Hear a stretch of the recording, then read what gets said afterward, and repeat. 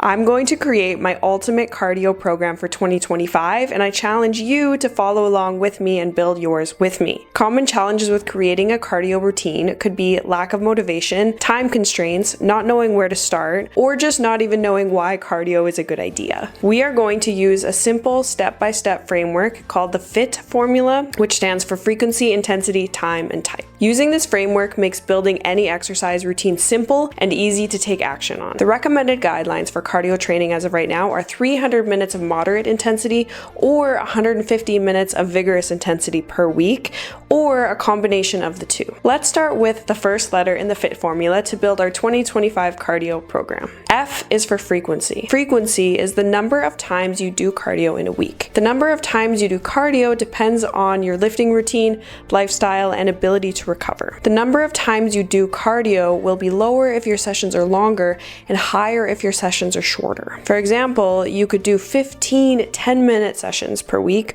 or 3 60-minute sessions. The goal is to accumulate to the guidelines stated earlier, so if you're doing only 10-minute sessions, more frequent sessions will be required. Ideally, all my clients would have the time and motivation to exercise every day, but the reality is that most people lead busy lives and have a limited amount of free time to dedicate to exercise. Research shows that people can improve cardiorespiratory health by doing just 2 exercise sessions per week. This is the minimum effective dose that also is a low risk of injury. It seems that the best results for cardio happen at the 3 to 5 training sessions per week mark, using a combination of moderate and vigorous. Key takeaways: 2 times a week minimum to start, with the goal of building up to 3 to 5, adding up to 300 minutes of moderate and or 150 minutes of vigorous. I personally prefer more frequent cardio, and I am in the gym every day, so time is not an issue for me. So I'm going to set my frequency at 7 times a week. Now for the next letter in our FIT formula.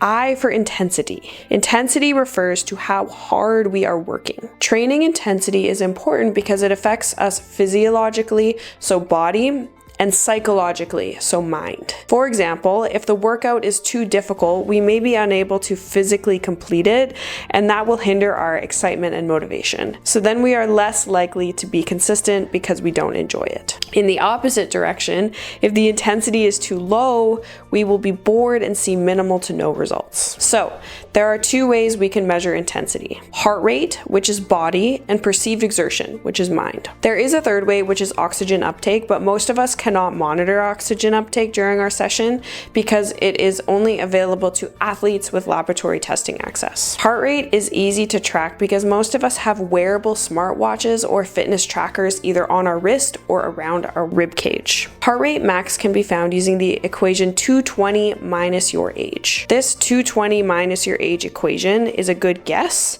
but is obviously not perfect, so keep that in mind. Here is how to know what your unique heart rate should be. Aim for a heart rate between 55% and 65% of heart rate max for a beginner, and as high as 85 to 90% of heart rate max for advanced. So whatever number you end up with, after subtracting your age from 220, is the percentage you're working with. For example, 55% of a heart rate max of 190 would be 104 beats per minute. In general, if you have not been doing cardio consistently, you're a beginner. If you have been doing it consistently for at least 6 months, you're intermediate. If you've been doing cardio consistently, you are advanced. You may find it easier to rate your perceived exertion through a 0 to 10 scale.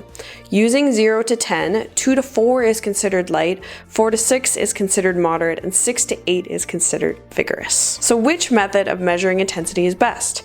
That depends on you and what's easiest for you to measure. Here's a visual of all intensity measurements used, but I would encourage you to just pick the one that feels easiest and go with that. I prefer measuring heart rate. My specific heart rate range as an advanced trainee would be 220 minus 28, which is 192, and I'm aiming for 80% to 90%, which is 153 to 172 beats per minute. So now we know I'll be doing cardio 7 times a week at a heart rate of 153 to 172 beats per minute. The next letter in our FIT formula is time. Exercise time, also known as duration, is how long each session will be. For example, if you warm up for 10 minutes, jog for 25 minutes, and cool down for 5 minutes, the duration of the session is 25 minutes. Exercise time is linked to intensity because the harder the exercise is, the shorter the duration. And inversely, the easier the exercise is, the longer the session.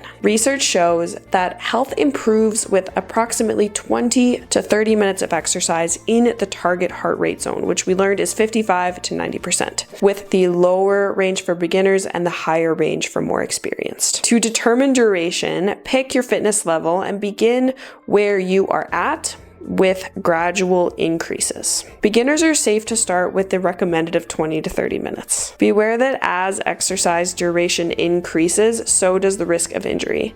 So as always, ensure you are resting and nourishing to match exercise demands. As I mentioned, I'm in the gym every day, so time is not an issue for me. So I'll aim to do 25 to 30 minutes per day stacked onto the beginning or end of my resistance training. So my cardio routine as it stands, based on the formula, is 7 times a week at a heart rate of 153 to 172 and 25 to 30 minute sessions. Last but not least in the formula is type. Exercise type refers to the mode of activity used for cardio training. The most important is that you choose a mode you enjoy and that you can sustain. If you know you enjoy running, do that. If you biked a lot in high school and you know you like that, bike it up. Swimming, heck yes. Dancing, absolutely. Physical activity is intertwined with human happiness because it facilitates self-expression, connection, and mastery. Find activities that build on skills you know you already have.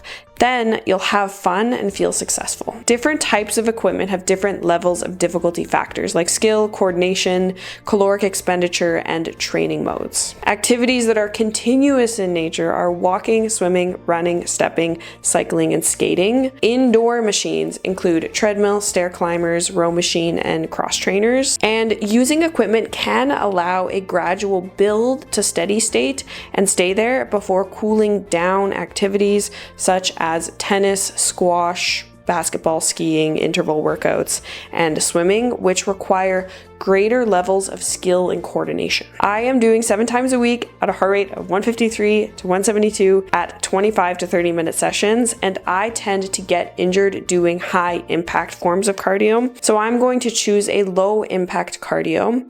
Usually for me, this is a stair climber or a treadmill on an incline. So let's put it all together. These guidelines make creating a cardiovascular exercise program very safe, effective, and enjoyable. This is the finished product of my cardio program that we just built. So frequency, 7 times a week, intensity, heart rate of 153 to 172 beats per minute, which is 80% to 90% of my heart rate max. Time, 25 to 30 minutes, and type, stair climber or incline treadmill walk. As we improve, which we will, we can gradually increase and build on any of the letters in the formula. The aim is to get up to 300 minutes of moderate or 150 minutes of vigorous per week. Thanks for following along. Leave a comment down below. I'd love to hear your thoughts and experiences with implementing these behaviors. Click the link in the description for my free cookbook, and don't forget to like, subscribe, and hit that notification bell for more tips on nutrition, fitness, and healthy living. As always, remember that your journey is unique and it is entirely in your power to cultivate a healthy, joyful life. See you next time, and happy training.